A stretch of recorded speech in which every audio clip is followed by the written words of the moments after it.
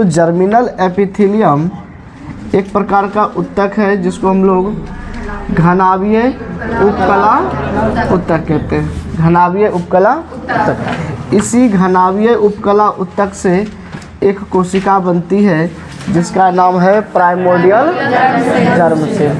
ठीक है, primordial germ cell में यहाँ अंदर हमने लिख रखा है 2n, मतलब गुणसूत्र है जोड़े में। कैसा है? जोड़े में। गुणसूत्र 2n है, मतलब यहाँ पर लिख सकते हैं हम 46। ठीक है, गुणसूत्र जोड़े में। और नाम क्या है? Primordial germ cell. Primordial germ cell के अंदर समसूत्री विभाजन हुआ। ठीक है, समसूत्री विभाजन से चूँकि समान सूत्र रहेगा, समान गुणसूत्र रहेगा, तो 2n है तो 2n ही दिखाएंगे।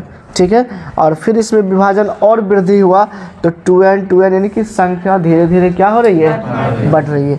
तो संख्या बढ़ते बढ़ते जो है ढेर सारा संख्या, लगभग हमने कहा कि 60,000 से लेकर के 80,000 की संख्या में ये निर्माण हो चुका है। जो संरचना निर्माण है उसका नाम क्या है? पूछ लिया जाए कि प्राथमिक अंडक बनने में कौन सा विभाजन चला? समसूत्री विभाजन चला। ठीक है, ये प्रक्रिया यहाँ पर आने के बाद रुक जाती है और ये प्रक्रिया जिस स्टेज में चलता है वह भ्रूण अवस्था का कितना सप्ताह से शुरू होता है? 5वां नहीं, 25वें सप्ताह से, है ना। एक महीना में कितना सप्ताह? 4। तो 6 महीने में 24, लगभग 6 साढ़े 6 महीने के आसपास जब जो है बच्ची होती है तब भी उसमें ये प्रक्रिया जो है शुरू हो जाती है। क्लियर? ठीक है, ये प्रक्रिया जो है कब तक चलती रहती है? ये प्रक्रिया चलती रहती है जन्म से पूर्व, 11 वर्ष नहीं, जन्म से पूर्व। जैसे ही बच्चे का जन्म होगा ये प्रक्रिया चलना बंद हो जाएगा। बंद हो जाएगा तो फिर बच्चे का जन्म होगा। जन्म के बाद कौन सा अवस्था होता है? बाल्यावस्था होता है। और बाल्यावस्था के बाद किशोरावस्था होता है। किशोरा अवस्था होता है। मादा जब किशोरावस्था में लगभग 11-12 वर्ष के आसपास आती है तब उसमें जो है अर्धसूत्री विभाजन, किसमें अर्धसूत्री? प्राथमिक अंडक में अर्धसूत्री विभाजन, पहला अर्धसूत्री विभाजन होता है। क्या बनता है? द्वितीयक अंडक बनता है और एक छोटा सा कोशिका और बनता है जिसका नाम है प्रथम ध्रुवीय पिंड। ये नॉन फंक्शनल है, कोई काम का नहीं है।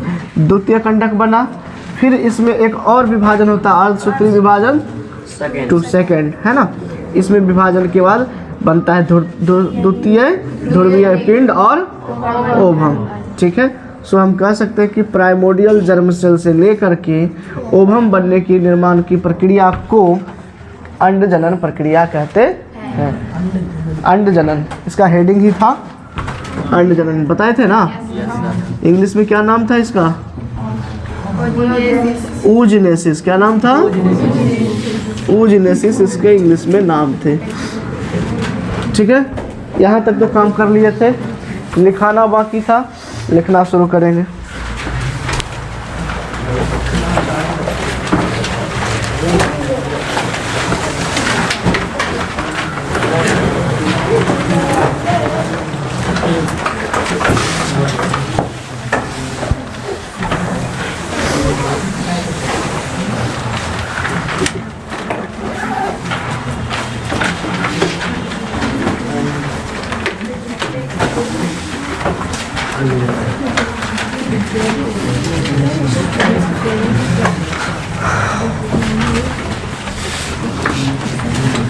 सबसे फर्स्ट लाइन लिखेंगे, मादा अंडाशय में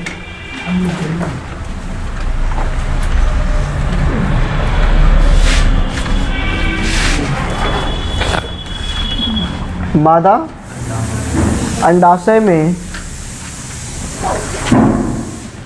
द्विगुणित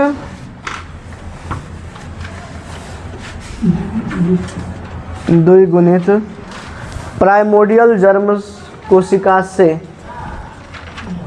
द्विगुणित प्राइमोर्डियल जर्म कोशिका से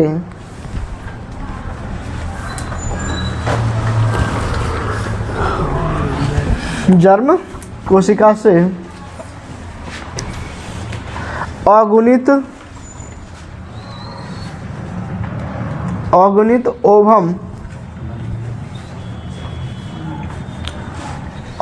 ओवम बनने की प्रक्रिया को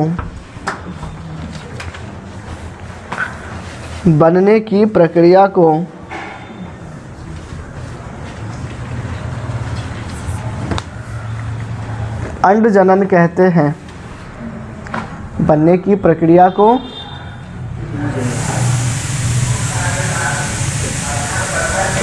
अंड जनन यानी oogenesis कहते हैं। ठीक है, नेक्स्ट लाइन।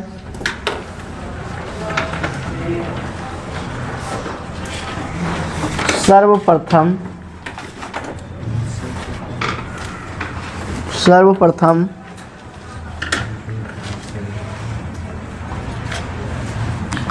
प्राइमोर्डियल जर्म कोशिका में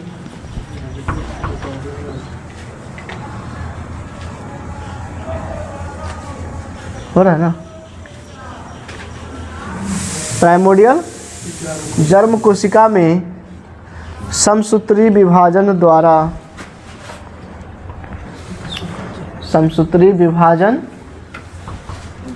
द्वारा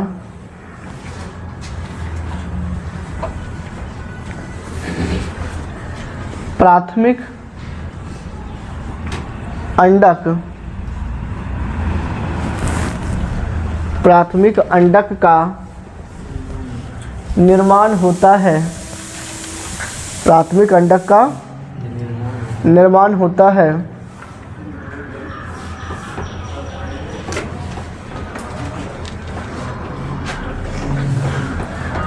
कई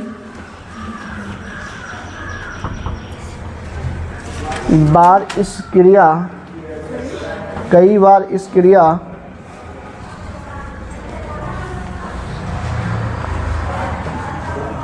की बारंबारता से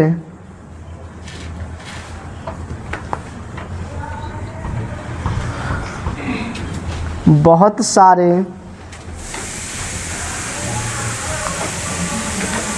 प्राथमिक अंडक का निर्माण होता है। बहुत सारे प्राथमिक अंडक का निर्माण होता है।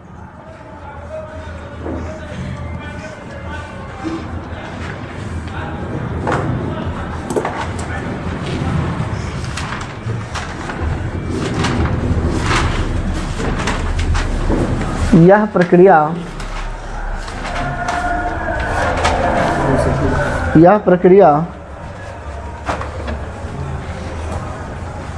गर्भावस्था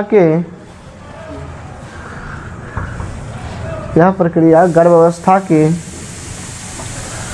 25वें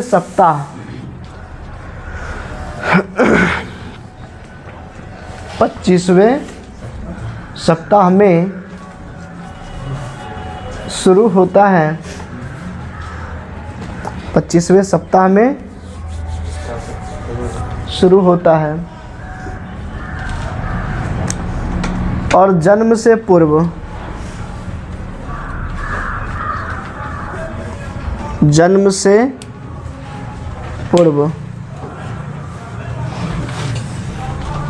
यह प्रक्रिया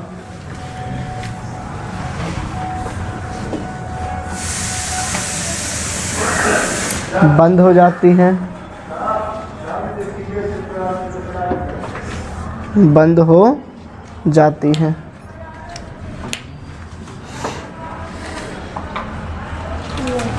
लिख लिए? ठीक है, इसके बाद लिखोगे किशोर अवस्था। हाँ, नेक्स्ट पॉइंट, किशोर अवस्था ब्रैकेट में दे देना 11-12 वर्ष। किशोरावस्था के प्रारंभ के साथ, किशोरावस्था प्रारंभ के साथ प्राथमिक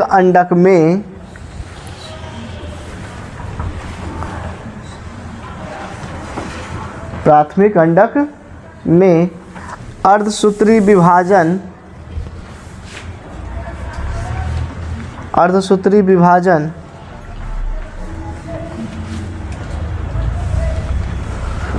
फर्स्ट, अर्धसूत्री विभाजन फर्स्ट होता है।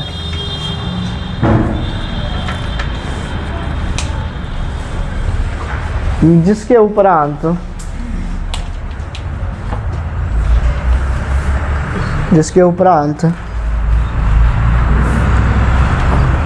द्वितीयक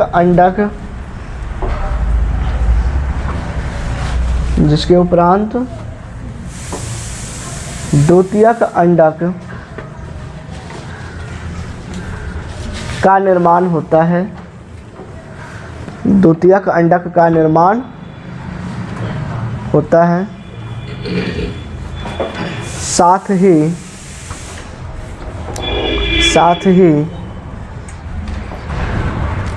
प्रथम ध्रुवीय पिंड भी निर्मित होते हैं। ध्रुवीय पिंड भी निर्मित होते हैं।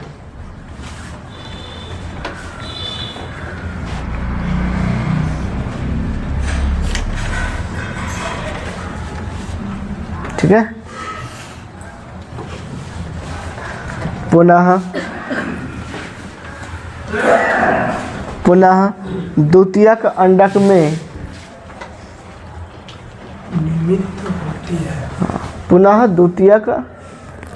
में अर्धसूत्री विभाजन सेकंड, पुनः द्वितीयक अंडक में अर्धसूत्री विभाजन सेकंड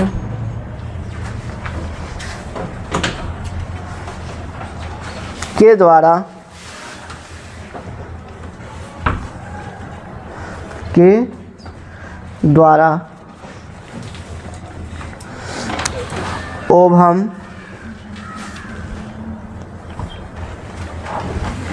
ओवम का निर्माण होता है। ओवम का निर्माण होता है। साथ ही द्वितीय ध्रुवीय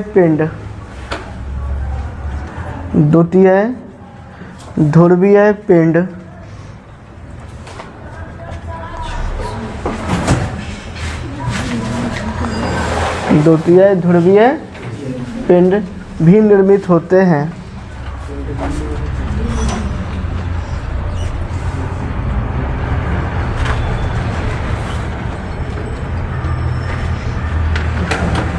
लिख लिए।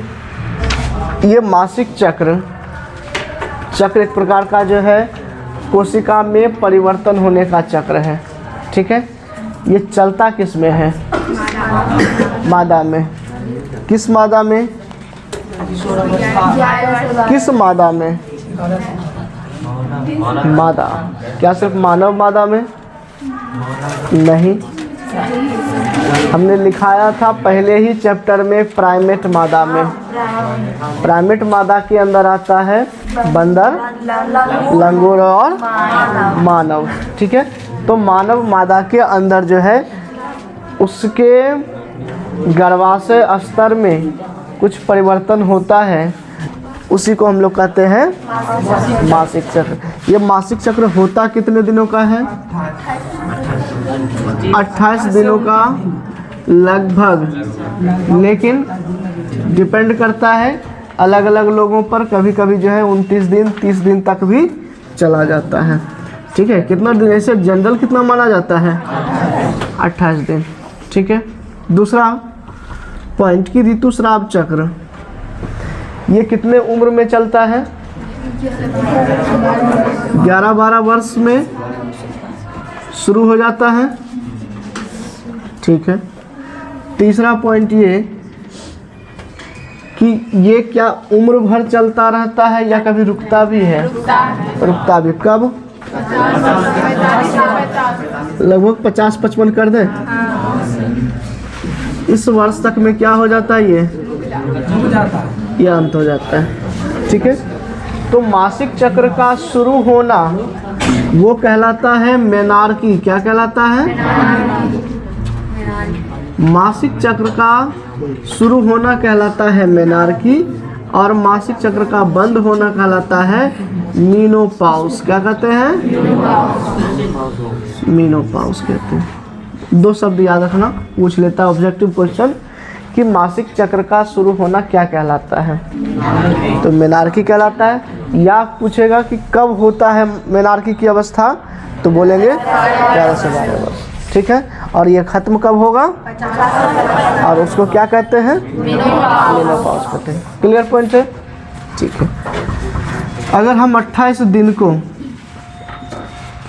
क्रिया के हिसाब से बांटे, एनसीईआरटी ने बहुत शानदार फिगर बना रखा है इस पर, लेकिन सबको समझ में नहीं आता वो बात।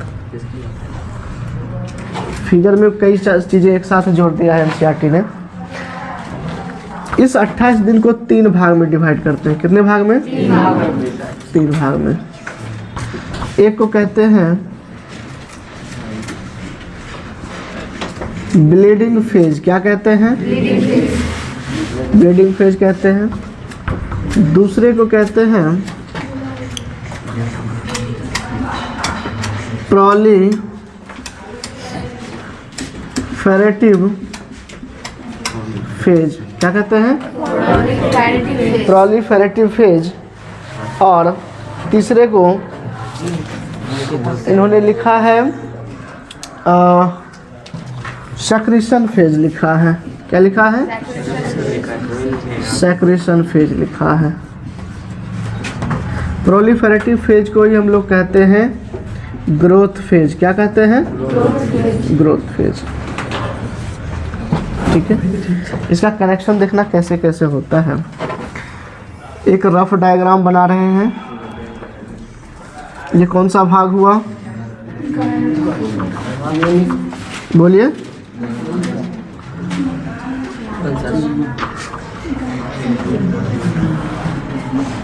यहाँ पर क्या लगा होता है? अंडाशय लगा होता है। ठीक है। आधी प्रक्रिया यहाँ, आधी प्रक्रिया यहाँ, टोटल मिलाकर के मासिक चक्र चलता है। तो पहला फेज का नाम क्या है? शब्द से क्या पता चल रहा है? क्या होता होगा इसमें? ब्लड निकलेगा। क्या निकलेगा? ब्लड निकलेगा। मासिक चक्र जब शुरू होता है तो शुरुआत के लगभग पहला दिन से लेकर के 5वां दिन तक, पहला से लेकर के 5वें दिन तक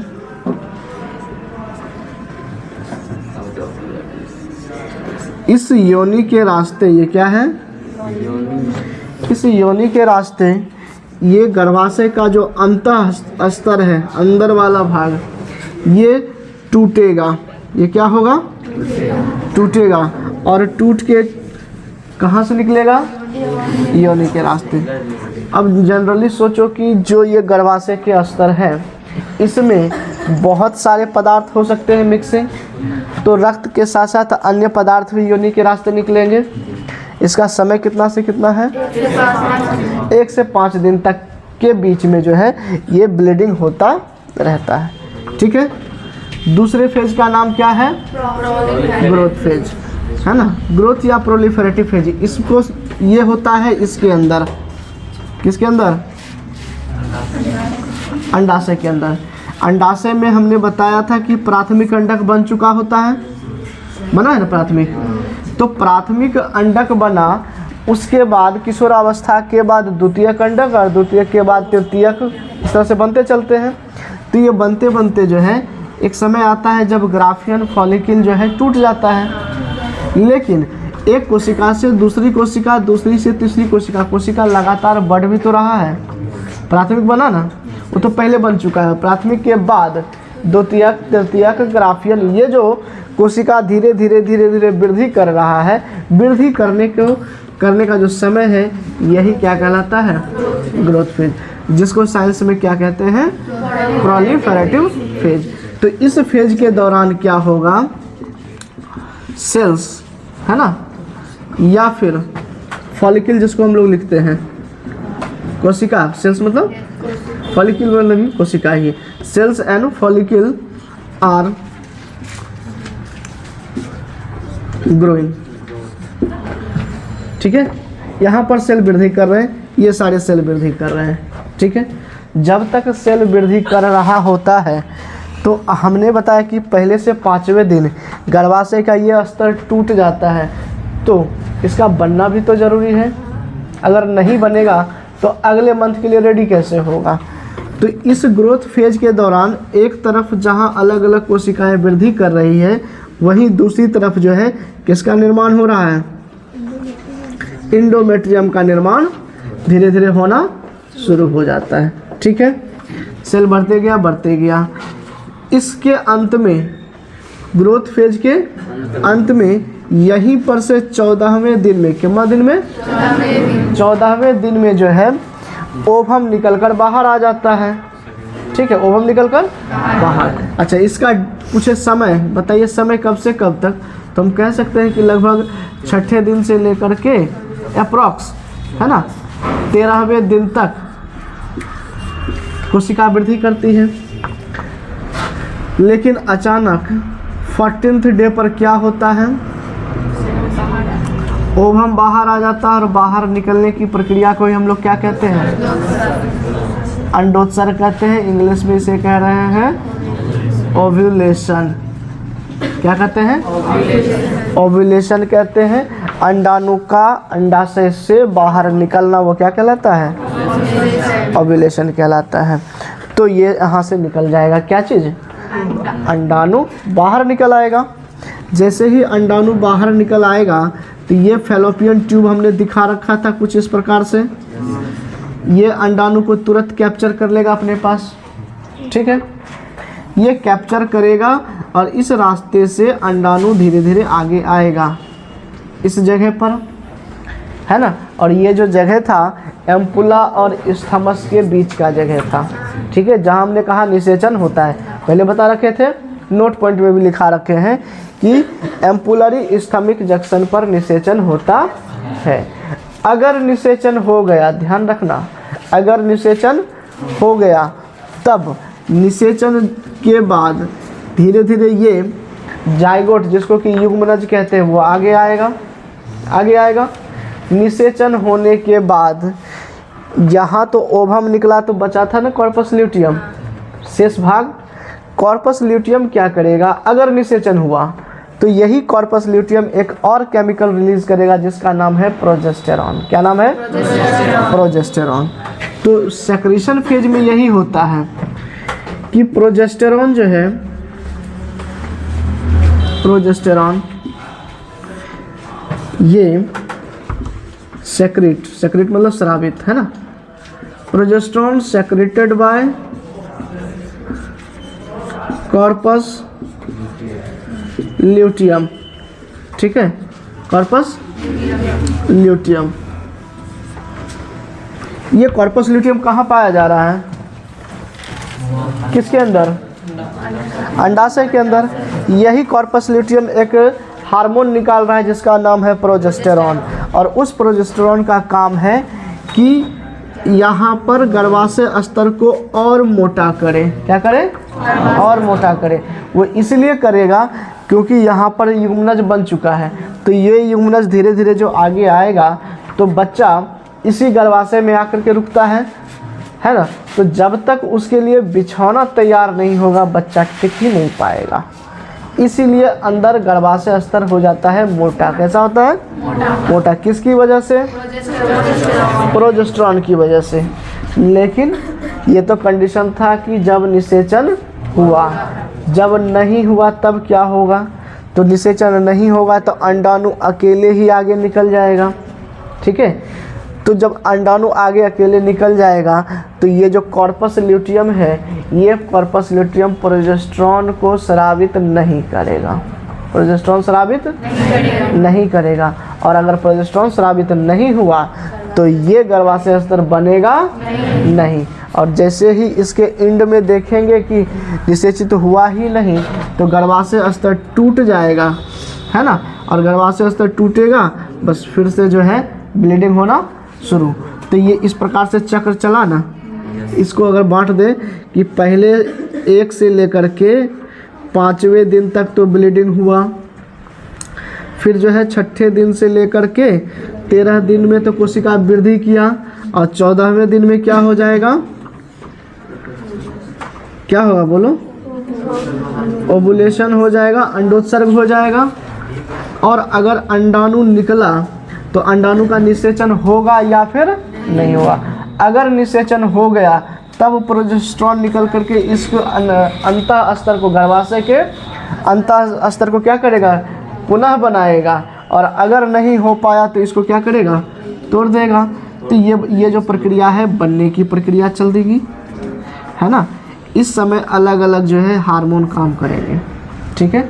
और ये हार्मोन जो है इस एंडोमेट्रियम पर ही काम करेंगे। क्लियर पॉइंट है। यहाँ पर जो समय बीत रहा है, कॉर्पस हिमोरेजिकम था, कॉर्पस ल्यूटियम था, कॉर्पस एल्बिकेंस था, यही प्रक्रिया जो है चलते रहती है, तब इतना समय लगता है, ठीक है। तो टोटल 28 दिन का हो गया। कोई दिक्कत है यहाँ तक? अब समझो, ये तो हो गया कि अलग अलग कोशिका बढ़ी। अब कुछ हार्मोन की बात करते हैं। हार्मोन की, किसकी? हार्मोन 2 प्रकार के होंगे। मासिक चक्र में 2 जगह से हार्मोन निकलता है और 2 अलग अलग काम करता है। एक हार्मोन को हम लोग कहते हैं अंडाशयी हार्मोन। क्या कहते हैं? अंडाशयी हार्मोन कहते हैं। और दूसरे को पीयूष ग्रंथि हार्मोन। क्या बोल? हार्मोन 2 जगह से निकल रहा है। एक हार्मोन निकल रहा है अंडाशय से और दूसरा हार्मोन निकल रहा है पीयूष ग्रंथि से। अंडाशय से 2 हार्मोन निकलते हैं। मेंस्ट्रुअल साइकिल के अंदर तुमको सबसे पहला याद रखना है कि टाइम, मतलब कब शुरू होता है और कब ख़त्म होता है, ठीक है। इसका शुरू होने का समय कब है? 11 से 12 वर्ष। उस फेज को क्या कहते हैं, उस समय को क्या कहते हैं? मेनार्की कहते हैं। मेनार्की, मासिक चक्र का शुरू होना क्या कहलाता है? मेनार्की। और ख़त्म कब होता है? 50-55 में, उसको क्या कहेंगे? मेनोपॉज कहेंगे। टाइम पता है। दूसरी बात कि जब मेंस्ट्रुअल साइकिल चलता है तो कौन कौन से हार्मोन काम करते हैं? ये 2 तरह के हार्मोन काम करेंगे। एक जो ओवेरी यानी अंडाशय से निकलता है उसको ओवेरियन हार्मोन कह रहे हैं। दूसरा जो पीयूष ग्रंथि यानी पिट्यूटरी ग्लैंड से निकलता है वो, ठीक है। तो ओवेरी से 2 हार्मोन निकलते हैं। एक का नाम बता रखे थे एस्ट्रोजन और दूसरे का प्रोजेस्टेरॉन था, ठीक है। जबकि पिट्यूटरी से कितना? 2। एक का नाम था FSH और दूसरे का LH। FSH का full form follicle stimulating hormone, जबकि LH ल्यूटिनाइजिंग हार्मोन। दूसरी बात ये तुमको याद रखना है कि कौन सा हार्मोन कहाँ से निकल रहा है और किस हार्मोन का कौन सा काम है। क्लियर? तीसरा चीज़ है फेज। पूरा मेंस्ट्रुअल साइकिल 3 फेज में बटा होता है। कितना? पहला फेज ब्लीडिंग फेज, दूसरा ग्रोथ फेज, ग्रोथ का ही दूसरा नाम प्रोलिफेरेटिव, ठीक है। और तीसरा सेक्रेटरी फेज। क्या कहते हैं? 3 फेज, ठीक है। इस हिसाब से बांट के चलना। हमने बताया था कि ब्लीडिंग फेज के अंदर मादा का गर्भाशय स्तर टूटता है, ठीक है, और योनि के रास्ते जो है ब्लड और ब्लड से जुड़ा हुआ अन्य पदार्थ भी बाहर चला आता है, ठीक है। जबकि ग्रोथ फेज के अंदर जो है जो प्राथमिक अंडक बन चुका था ऊजनेसिस में, वो प्राथमिक द्वितीयक में परिवर्तित होता है, द्वितीयक तृतीयक में, फिर ग्राफियन। ये लगातार जो कोशिका का आकार बढ़ता है तो बढ़ने को ही हम लोग कह रहे हैं ग्रोथ फेज। क्लियर है। और सेक्रेटरी फेज है कि जब अंडाणु बाहर आ जाता है यानी ओवुलेशन हो जाता है, तब जो हार्मोन रिलीज होते हैं, ये हार्मोन, तब इसको हम लोग कहते हैं सेक्रेटरी फेज। क्लियर है। लिखना शुरू करें। आज लिखोगे।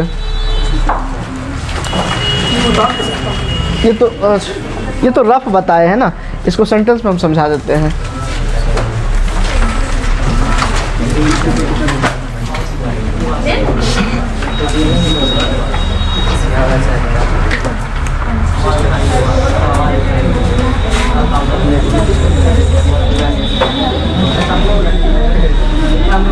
Ready to right?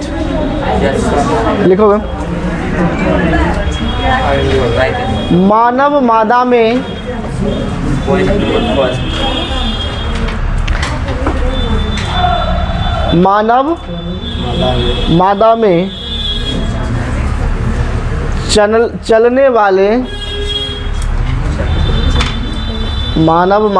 चलने वाले चक्रीय परिवर्तन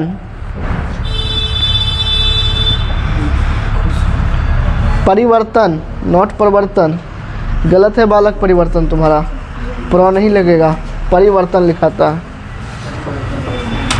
ठीक है। चक्रीय परिवर्तन को मासिक चक्र कहते हैं, मासिक चक्र कहते हैं।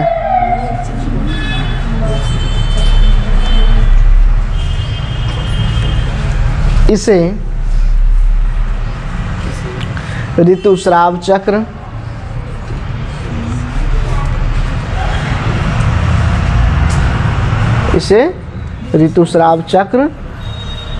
रजोवृत्ति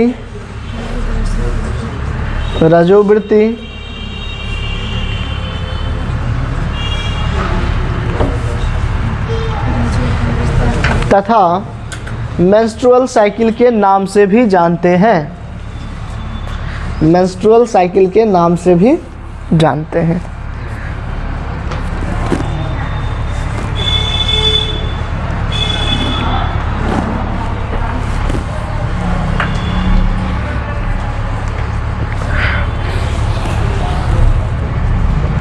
लिखे। नेक्स्ट पॉइंट लिखोगे। मासिक चक्र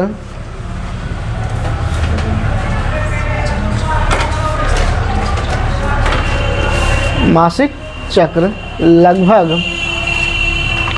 28 दिनों का होता है। मासिक चक्र लगभग 28 दिनों का होता है तथा यह 3 फेज में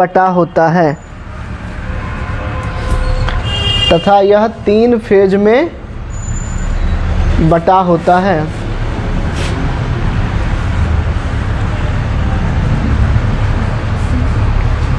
ठीक है। और वो तीनों फेज कौन कौन से हैं? ब्लीडिंग फेज, ग्रोथ और सेक्रेटरी फेज। लिख लो तीनों फेज के नाम नंबर 1, 2, 3 करके।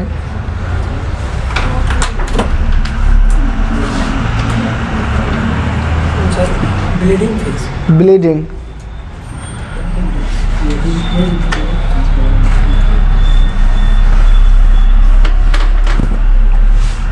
हिंदी में क्या लिखा हुआ है इसका नाम?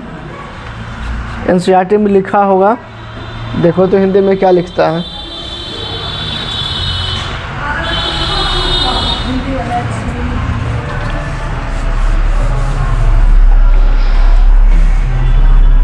सही बताए तो बायोलॉजी हिंदी पढ़ाने में मज़ा नहीं है ना, बहुत कठिन हिंदी होता है बायोलॉजी का।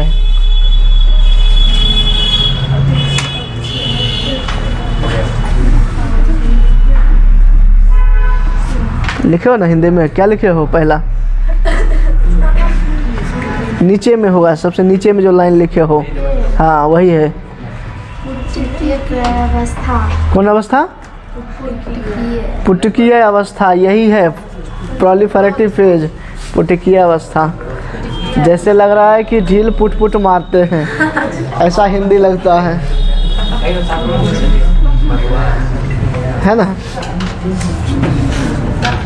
लिख लिए तीनों? मासिक चक्र कितनी अवस्था में? 3 अवस्था में, ठीक है। अच्छा,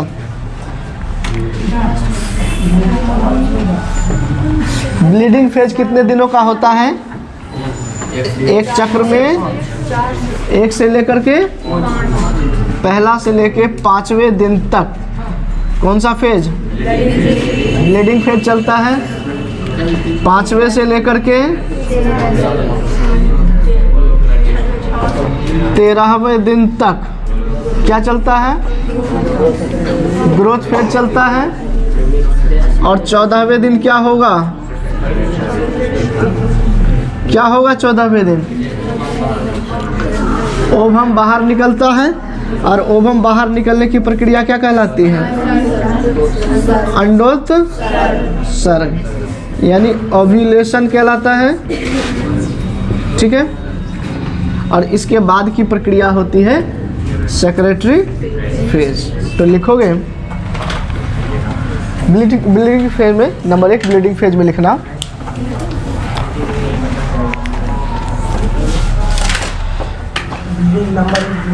हाँ, यह 4 से 5 दिनों का होता है।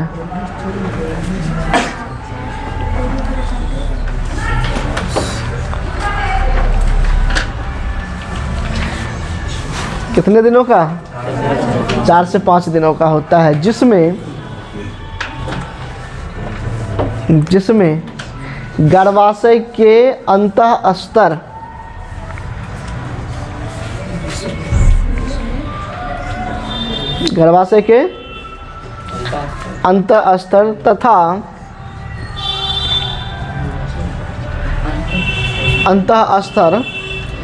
तथा रक्त नलिका अंतःस्तर तथा रक्त नलिका एवं कुछ चिपचिपे पदार्थ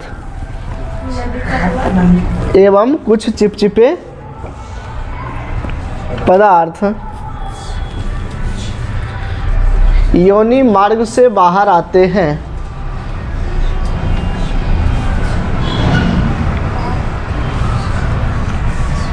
योनि मार्ग से बाहर आते हैं। योनि मार्ग से बाहर आते हैं। कथा आ गया, तुम्हारा आ गया?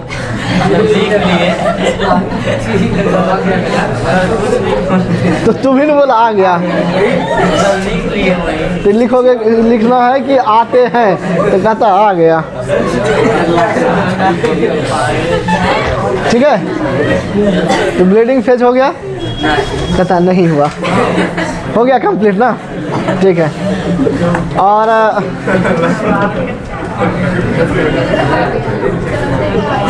अच्छा, कोई जवाब देना, क्या ब्लीडिंग फेज के दौरान दर्द होता है? क्यों होता है? पता नहीं क्यों ऐसा इसीलिए होता है क्योंकि गर्भाशय में खिंचाव होता है, गर्भाशय में खिंचाव होता है, जिसके कारण जो है उदर गुहा में दर्द होता है। उपाय क्या है? उपाय क्या है? अगर ऐसा दर्द हो तो क्या उपाय है? हाँ पृथ्वी बोलेगा, बोलो क्या उपाय है? गर्म पानी का पैकेट प्लास्टिक में लेके, ऐसा कुछ कह रहे हो? हाँ ये भी उपाय है, ठीक है। बहुत सारे लोग दवाई का यूज़ करते हैं, नहीं करना चाहिए।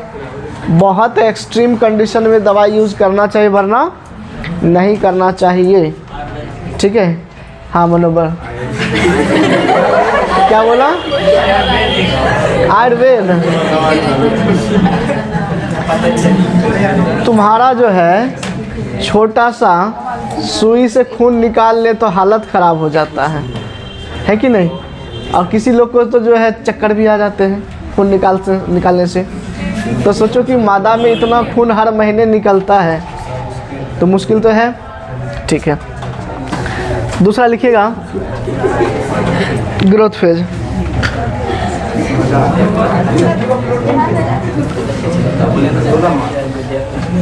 क्या ग्रोथ फेज लिखोगे? यह जी ग्रोथ फेज में यह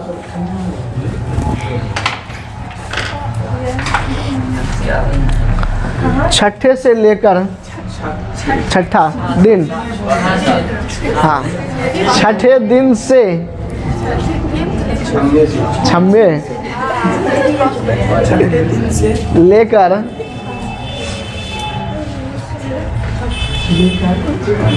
लगभग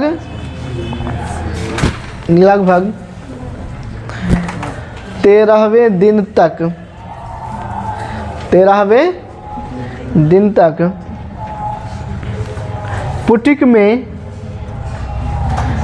पुटिक यानी फॉलिकल में FSH हार्मोन के द्वारा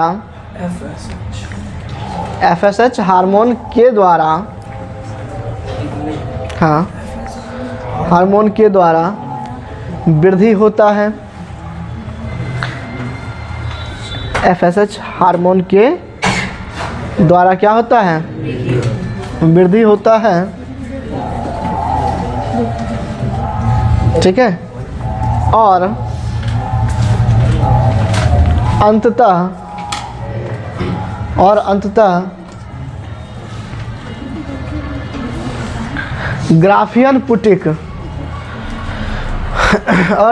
ग्राफियन पुटिक का निर्माण होता है। अंततः ग्राफियन पुटिक का निर्माण होता है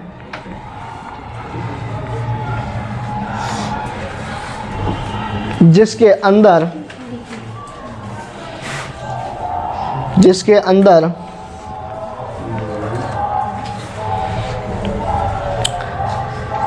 ओवम तथा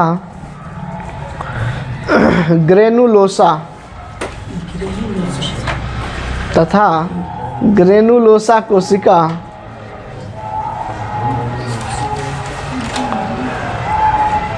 पाया जाता है। ग्रेनुलोसा कोशिका पाया जाता है जिससे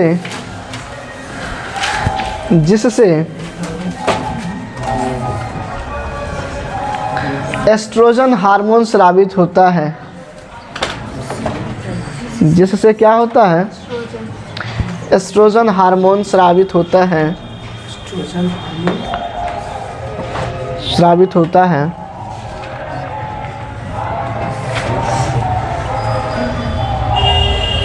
लिखे? यह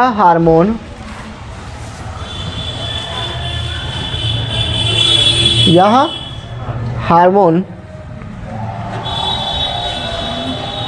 मादा में सेक्स उत्तेजना को प्रेरित करता है।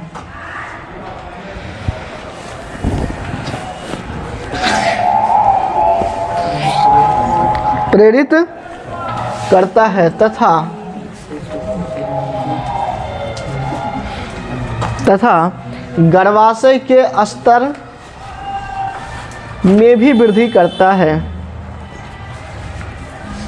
गर्भाशय के स्तर में भी वृद्धि करता है। गर्भाशय स्तर में भी वृद्धि करता है। कितने काम हैं एस्ट्रोजन के? बोलिए। हाँ, 2 काम। अभी क्या कितना बताए? 2 काम। एस्ट्रोजन के कितने काम? पहला काम सेक्सुअल बिहेवियर को बढ़ाना, पहला काम है। और दूसरा काम गर्भाशय का जो अंतः स्तर है जिसका नाम इंडोमेट्रियम है ना, इंडोमेट्रियम के लेयर को भी क्या करता है? वृद्धि करता है इसमें भी। तो ये दोनों काम किसके हैं? एस्ट्रोजन के ही हैं। ठीक है। अच्छा,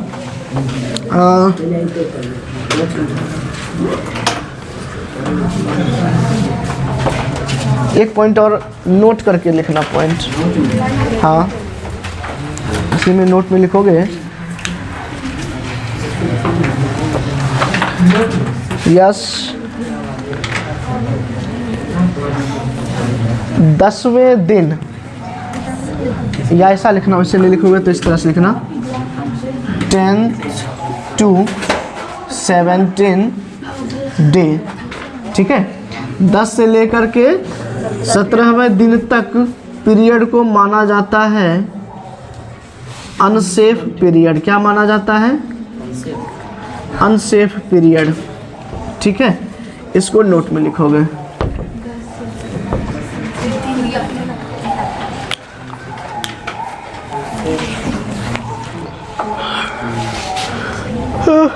भगवान, हाँ बोले।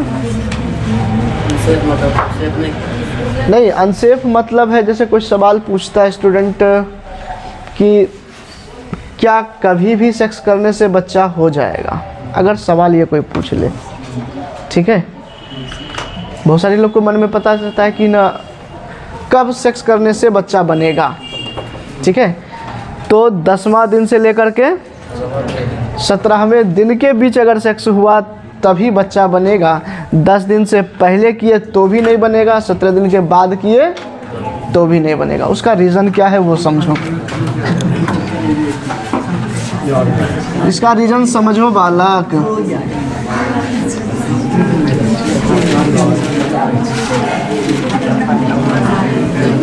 जैसे मान लो ये अंडाशय है,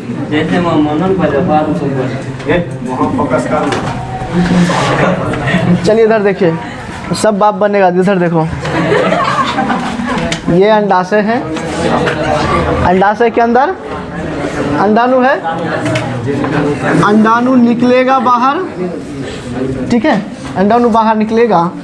हमने कहा इसे 14वां दिन, लेकिन इसके आगे शब्द लगाए थे लगभग, यानी थोड़ा पहले भी निकल सकता है और थोड़ा बाद भी। थोड़ा पहले तो 3 दिन पहले लगा दिए, थोड़ा बाद तो 3 दिन बाद लगा दिए। ठीक है। इतने दिन पहले, थोड़ा पहले या थोड़ा बाद अगर अंडाणु निकलता है तो अंडाणु धीरे धीरे यहाँ आएगा। ठीक है। यहाँ से यहाँ आने में जो है लगभग 24 घंटे के आसपास का समय लग ही जाता है। ठीक है।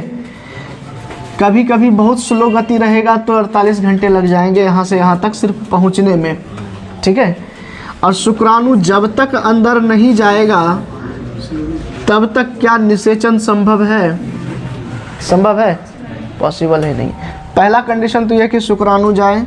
दूसरा कंडीशन है कि शुक्राणु यहीं पर आए, क्योंकि सबसे पहले क्लास में ही लिखा दिए थे एम्पुलरी स्थमिक जंक्शन पर ही निषेचन होता है। अगर सही समय पर ये यहाँ नहीं पहुँचा और ये अंडाणु चलते चलते यहाँ आ गया तो निषेचन संभव है ही नहीं। इसीलिए यही टाइम एक फिक्स टाइम माना गया है।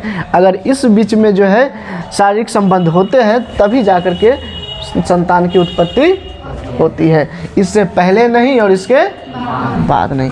इसलिए इसको लिखा दिया नोट पॉइंट में। अनसेफ पीरियड का मतलब है कि फीमेल के लिए ये जो है सेफ पीरियड नहीं माना गया है। इस पीरियड के दौरान अगर सेक्स होगा तो बच्चे होंगे। बात समझ में आया? चलो आगे लिखो। हाँ बोलो। किधर से? किसका? बिग फंड क्या होता है? अच्छा, तुम अथी का नाम बता रहा है क्या? तो तुम ब्रांड नेम बता रहा है।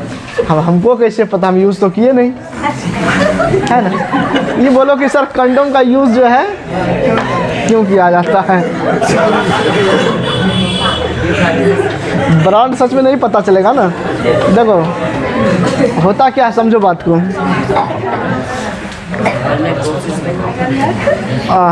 कंडोम किस चीज़ का बना होता है?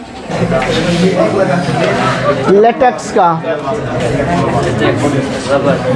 लेटेक्स रबर होता है, उसका कंडोम बना होता है। ठीक है। सेक्स प्रक्रिया के दौरान शुक्राणु डिस्चार्ज होंगे मानव से। ठीक है। तो वो उसी प्लास्टिक के अंदर रह जाएगा, है ना, और ओवम से मिल नहीं पाएगा। ठीक है। जब मिलेगा तो निषेचन नहीं होगा। मतलब जो लोग चाह रहे हैं कि शादी के बाद, बहुत सारे लोग जाते हैं हनीमून पर, लेकिन चाहते हैं कि बच्चा 3 साल बाद हो, 4 साल बाद हो। ठीक है। तो जनसंख्या नियंत्रण का एक उपाय है ना। क्या है ये? उपाय है। क्या जवाब दिया लड़का? ठीक है, सही है। समझ में आया बात? निषेचन को रोकने के लिए, है ना, ताकि संतान की उत्पत्ति ना हो, खर्चा बच जाए, है कि नहीं। पुराने ज़माने में लोग रहते थे 6 गो 7 गो 8 गो ऐसे रहते थे, है ना, क्योंकि इतना बड़ा खेत था, चलो सब खेते में काम करेंगे, है ना। हाँ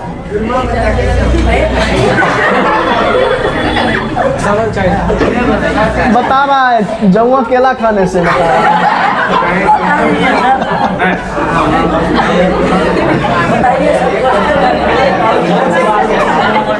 अच्छा पहले इसको पढ़ाने दो ना, अभी इसको पढ़ाएंगे उसके बाद बताते हैं। आगे लिखेंगे इधर, अरे आवाज़ सुनो इधर। यहाँ तक बता दिए हैं। 13वें दिन तक का प्रक्रिया चल गया। अब लिखोगे,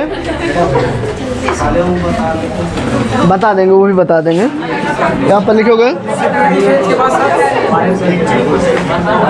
लिखोगे मासिक चक्र के,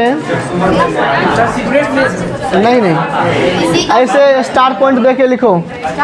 हाँ स्टार पॉइंट देते हुए लिखोगे मासिक चक्र के 14वें दिन अंडाशय से, मासिक चक्र के 14वें दिन अंडाशय से अंडाणु, अंडाशय से मासिक चक्र के 14वें दिन अंडाशय से अंडाणु ग्राफियन फॉलिकल को तोड़कर बाहर निकलते हैं। ग्राफियन फॉलिकल को तोड़कर बाहर निकलते हैं।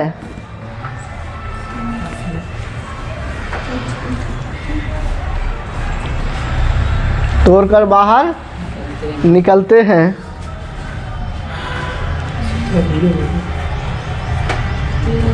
और यह प्रक्रिया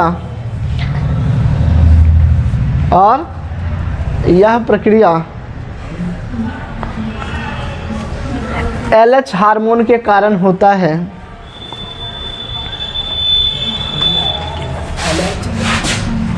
और यह प्रक्रिया LH के कारण होता है।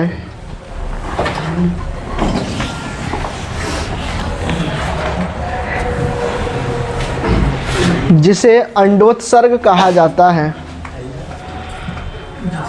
जिसे अंडोत्सर्ग कहा जाता है।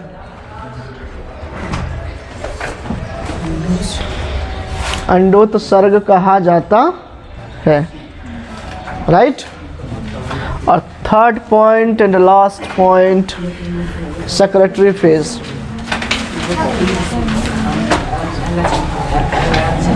सेक्रेटरी फेज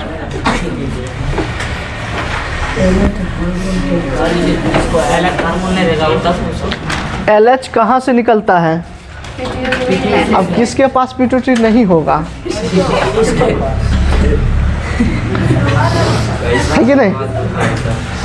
ये तुम कहता तो मान भी लेते कि तुम्हारे पास ओवेरी नहीं है, लेकिन तुम्हारे पास ये तो है। नेक्स्ट लिखिएगा सेक्रेटरी फेज में, यह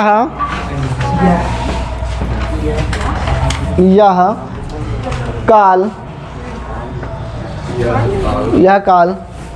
14 दिन का निश्चित होता है।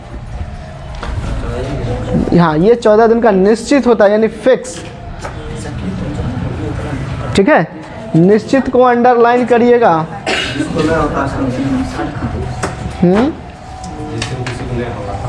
नहीं समझे क्वेश्चन, फिर से इससे बोले कि किसी को नहीं होगा तब क्या नहीं होगा? नहीं, मतलब ये कह रहे हैं कि ये निश्चित होता है, ये थ्योरी ही है। इससे पहले के समय में चेंजेस हो सकता है, लेकिन इसके बाद का जो 14 दिन है वो फिक्स है। फॉर एग्जांपल कहना ये चाह रहे हैं कि अगर डिफरेंट जो है गर्ल्स है, मान लो ये पहली गर्ल है, ये दूसरी गर्ल है, ये तीसरी गर्ल है, ठीक है। इस गर्ल के अंदर 12वें दिन में ओवुलेशन हो गया। कितना दिन? 12वें दिन में हो गया। इसके अंदर जो है 16वें दिन में ओवुलेशन, मतलब क्या कहते हैं उसको, अंडोत्सर्ग ना, अंडोत्सर्ग। और इसमें जो है 15वें दिन में हो गया अंडोत्सर्ग। समझ में आए बात? 3 अलग अलग गर्ल है और तीनों में जो अंडाणु निकलने की प्रक्रिया है, ये वाली प्रक्रिया, ये किसी में 12वें दिन हुआ है, किसी में 16वें और किसी में 15वें दिन। तो पूछा जाएगा कि बताओ गर्ल जो सेकंड गर्ल है इसका मासिक चक्र कितने दिन का होता है? तो क्या जवाब होगा? कितना? 32 नहीं, 16 तो ये है। हमने कहा 14 दिन फिक्स होता है निश्चित, इसमें 14 जोड़ दो।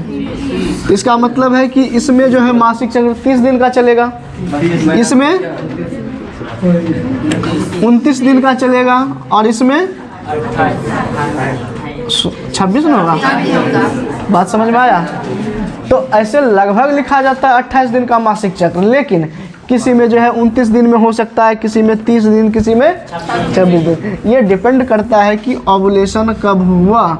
इसके बाद का समय 14 दिन वो फिक्स रहता है, ये 14 दिन का बाद का समय ये फिक्स रहता है। यही पॉइंट हम लिखाए हैं। क्लियर?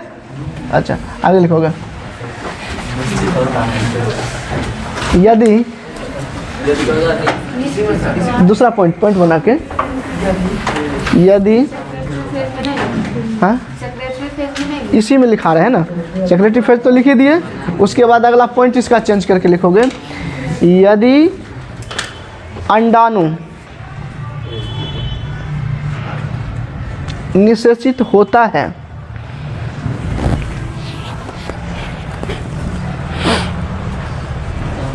यदि अंडाणु निषेचित होता है तो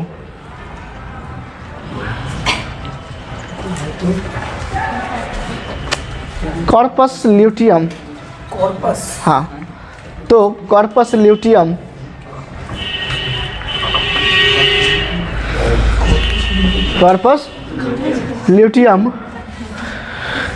प्रोजेस्टेरॉन हार्मोन स्रावित करती है। कॉर्पस ल्यूटियम प्रोजेस्टेरॉन हार्मोन स्रावित करती है, जो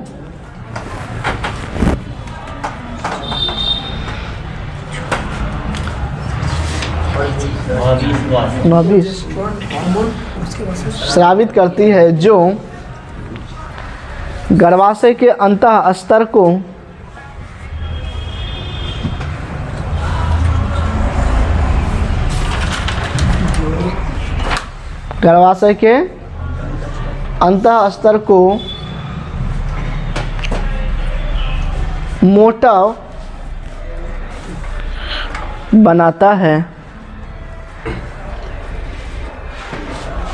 मोटा बनाता है, ताकि युग्मनज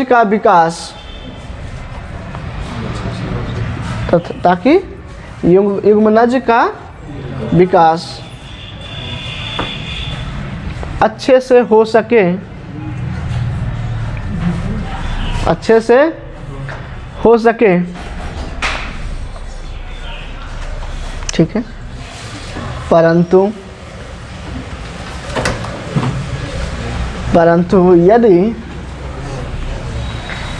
यदि अंडाणु निषेचित नहीं होता है,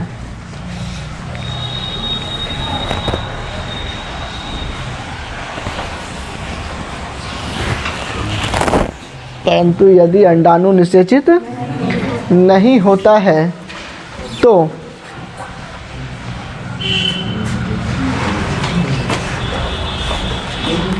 कॉर्पस ल्यूटियम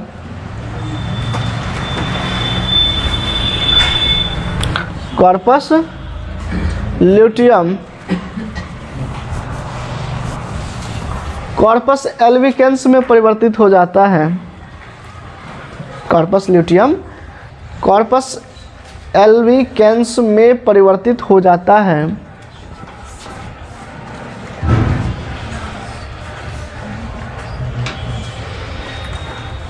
परिवर्तित हो जाता है और प्रोजेस्टेरॉन की कमी के कारण, प्रोजेस्टेरॉन की कमी के कारण गर्भाशय के अंतःस्तर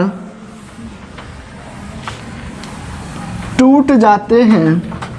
गर्भाशय के अंतःस्तर टूट जाते हैं और नए मासिक चक्र की शुरुआत करते हैं।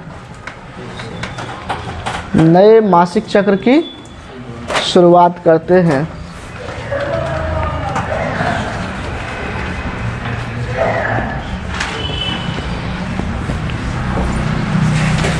ठीक है, नेक्स्ट एक नोट पॉइंट लिख लो, एक नोट पॉइंट लिखो। नोट पॉइंट में क्या लिखेंगे?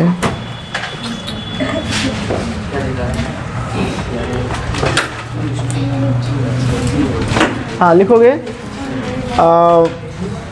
प्रेग्नेंट होने के लक्षण,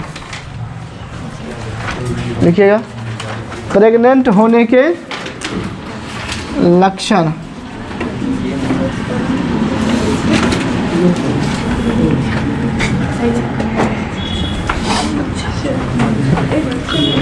लिखे बालक? हाँ, लक्षण में पहला लक्षण क्या है? मासिक चक्र का बंद हो जाना। मासिक चक्र का बंद, यस। अगर किसी मादा में मासिक चक्र बंद हो गया तो समझ लेना कि वो प्रेग्नेंट है। अरे मतलब कहने का कुछ और मीनिंग है, तुम भी है ना लड़ा।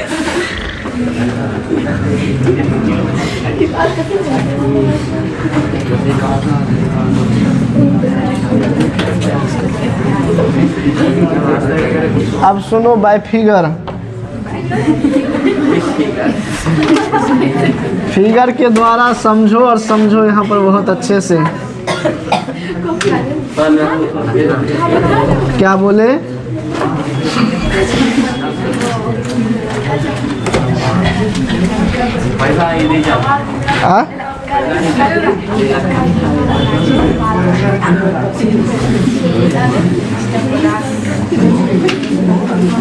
देखे मुन्ना, इधर देखो। ये जो है चित्र हो गया मादा जननंग का। ये हिस्सा हो गया अंडाशय, इससे निकलेगा अंडाणु। क्या निकलेगा? अंडाणु। अंडाणु निकलने की प्रक्रिया क्या कहलाती है? अंडोत्सर्ग। इसको कैप्चर कर लेगा ये, और ये यहाँ पर आएगा, है ना। यहाँ से दो कंडीशन बनेंगे, या तो निषेचन होगा या फिर अगर निषेचन हो गया, अगर निषेचन हो गया तो ये जो गर्भाशय स्तर दिख रहा है ना, ये पहले से और मोटा हो जाएगा, क्योंकि कॉर्पस ल्यूटियम जो है प्रोजेस्टेरोन स्रावित करेगी, प्रोजेस्टेरोन स्रावित करेगी, जिसके कारण गर्भाशय स्तर और मोटा होगा। वो इसीलिए मोटा होगा कि जो निषेचित होकर युग्मन जाएगा वही भ्रूण बनेगा और वही बच्चा बनेगा। ठीक है, तो बच्चे को अंदर में चाहिए बिछौना, वो भी गदगद वाला। ठीक है, तो ये और मोटा होगा ताकि बच्चे किसी भी चोट से बच जाए। पहला कंडीशन है। दूसरा, अगर निषेचित नहीं होता है, अगर निषेचित नहीं होता है तब प्रोजेस्टेरोन की कमी हो जाएगी, क्योंकि कॉर्पस ल्यूटियम बदल चुका है कॉर्पस एल्विकेंस में। तो वो जैसे ही बदल जाएगा तो क्या प्रोजेस्टेरोन मिलेगा? तो प्रोजेस्टेरोन की जो कमी होगी, उस कमी की वजह से ये गर्भाशय स्तर टूट जाएगा और टूट के निकल जाएगा ताकि अगला मासिक चक्र शुरू हो सके। लेकिन अगर निषेचन हो गया तो ये दोनों स्तर तो और मोटा हो जाएगा, ये निकला नहीं, गर्भाशय टूट के निकला नहीं, मतलब कन्फर्म है कि मासिक चक्र क्या होगा? बंद हो जाएगा, जो प्रेग्नेंट होने का एक लक्षण है। क्लियर है माइंड में?